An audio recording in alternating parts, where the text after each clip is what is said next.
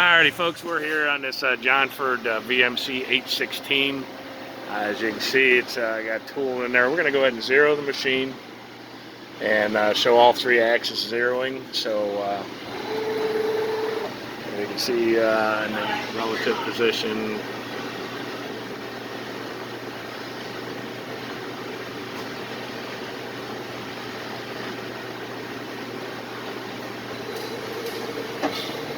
You hear them servos just they sound beautiful.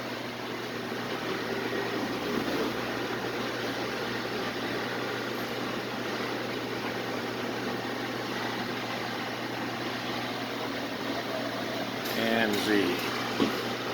And all the servos sound good. Spindle sounds great. So I'm going to go ahead, after we get all three axes zeroed, I'm going to go ahead and load a program, and we'll show it running a program.